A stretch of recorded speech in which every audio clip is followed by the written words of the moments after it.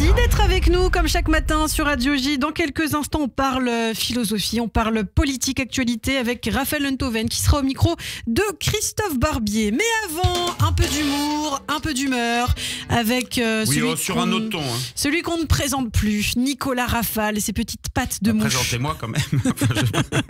Bonjour Nicolas. Non, j'ai pas de mouche parce que c'est petit, c'est ça sur la feuille. Mais exactement, c'est écrit tellement petit sur la feuille de Nicolas, je ne sais pas comment il fait pour lire, mais c'est un véritable exploit. Eh bien, je lis de gauche à droite. Et incroyable découverte cette semaine, Ilana. On a cru pendant des décennies, des années que c'était Pinocchio qui était en bois. Non. Ouais. Or, stupeur, j'ai découvert récemment que ça n'était pas Pinocchio, mais Molière qui était en bois. Ah bon? Eh bien oui, mes chers compatriotes, j'ai travaillé pour vous. On dit souvent que les politiques s'expriment dans la langue de Molière, n'est-ce pas, le français. Oui. Nous avons le sentiment que parfois, cet idiome employé semble être fait de bois. La langue de Molière serait en fait en épicéa, en acajou, en merisier, en ce que vous voulez. C'est ce que nous appelons, nous, les experts de la marqueterie, les compagnons de la menuiserie langagière, de la très belle langue de bois. Molière est donc en bois. Exemple, on a encore entendu cette semaine de la langue de Molière, c'est-à-dire de bois, dans les sorties de nos hommes politiques. Bruno Le Maire.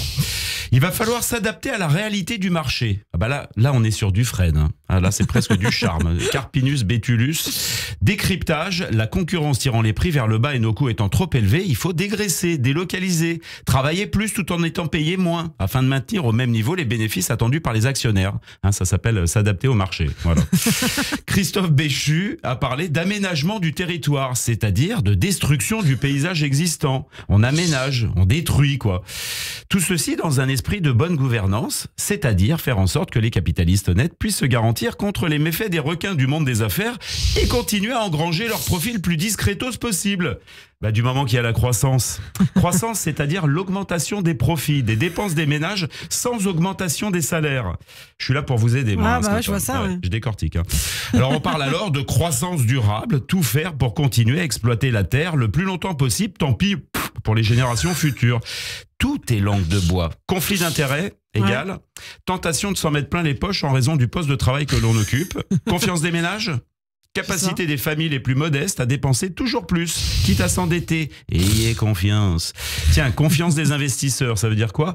Assurance de réaliser des plus-values importantes à court terme. La confiance des investisseurs augmente d'autant plus vite que recule la politique sociale de l'État et que diminue la pression fiscale. Alors, on a entendu le mot concertation cette semaine. Ça, c'est génial comme mot, la concertation. On se dit que les gens vont se parler autour d'un petit thé d'amade, tu vois. Qu'est-ce que ça veut dire ? Ça veut dire convocation d'un gouvernement autour d'une infusion de plantes sédatives. Gouvernement qui souhaite présenter aux syndicats ce qu'il a l'intention de faire. Par politesse, il écoutera leurs doléances sans bien sûr en tenir compte. C'est joli, non? Concertation.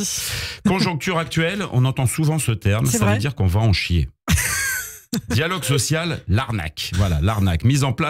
Dialogue social, mise en place de 2 monologues non issus de la même pièce de théâtre qui permettent de se donner bonne conscience afin d'éviter un conflit. Les réformes les plus antisociales sont adoptées dans la plus grande discrétion ou en utilisant l'article 49.3 de la Constitution le mardi, plutôt dans la nuit vers 3h du mat environ. Non, la langue de bois n'est pas que dans l'univers de la politique, bien sûr, il a aussi imprégné le monde de l'entreprise. On parle d'équilibrer la masse salariale, c'est moche. Ça veut dire quoi ça? Ça veut dire remplacer les CDD par des emplois précaires. Ne pas renouveler les départs à la retraite et faire travailler plus les autres en les payant moins.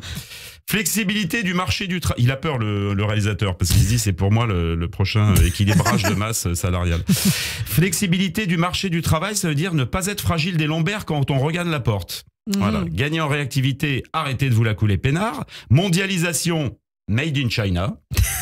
Néolibéralisme, on n'allait pas mettre néocapitalisme quand même. C'est plus joli, néolibéralisme. Modernisation, licenciement. Voilà. Manager, c'est un incapable au-dessus de vous qui en sait moins que vous. Plan social, ça veut dire chaos. Voilà. Dommage collatéral, bon là c'est une bavure, c'est net, dommage collatéral. Alors tous les mots changent, on ne dit plus tu as mangé taille, on dit mais tu sens mauvais de la bouche. Voilà, par exemple. On dit plus éleveur bovin, mais coach vocal à la Starac. Ça aussi c'est de la langue de bois, c'est vrai. C'est un peu, c'est de la novlangue quoi. Bon, on termine par un petit quiz, Ilana. Allez. Alors ça c'est, quand on dit terminer par un petit quiz, ça veut dire embrouiller l'auditeur parce qu'on n'a rien écrit d'autre. Vous voyez, on termine par un petit quiz. Mais je suis un peu nul en quiz. Non mais c'est très simple, c'est tous les gens qui sont nés aujourd'hui aujourd'hui. Je vous les donne tous tout de go. Et vous pouvez jouer chez vous dans votre voiture, c'est important. Hein. Je vous donne tous les noms des gens qui sont nés aujourd'hui et je vous pose une question à la fin, vous devez me dire qui c'est. Et Greg, il peut jouer aussi hein, en réel. Il dort. Alors attention, ils sont tous nés aujourd'hui. Vous êtes prêts, Ilana? Vous êtes prête? Charlotte Rampling, Benoît Jacot, Azouz Begag, Dominique Besnéard, André Citroën, André Barsac, Pierre Fimelin, Bobby Brown, Tariq Benabilez, Julie Zenati, Kamel le magicien, Neymar, Nabila, Tatiana Silva, Cristiano Ronaldo. Attention, qui était en couple avec une jeune fille de 14 ans? Je sais pas, C'était Benoît Jacot. Oui, Benoît Jacot. Un point. On n'a plus de temps. On n'a plus de temps. Mais merci beaucoup en tout cas. Merci pour la traduction. En tout cas, on avait besoin de vous ce matin sur Radio J. Nicolas, on vous retrouve bien sûr chaque matin sur Radio J. Et tout de suite l'invité de Christophe Barbier avec Raphaël Enthoven.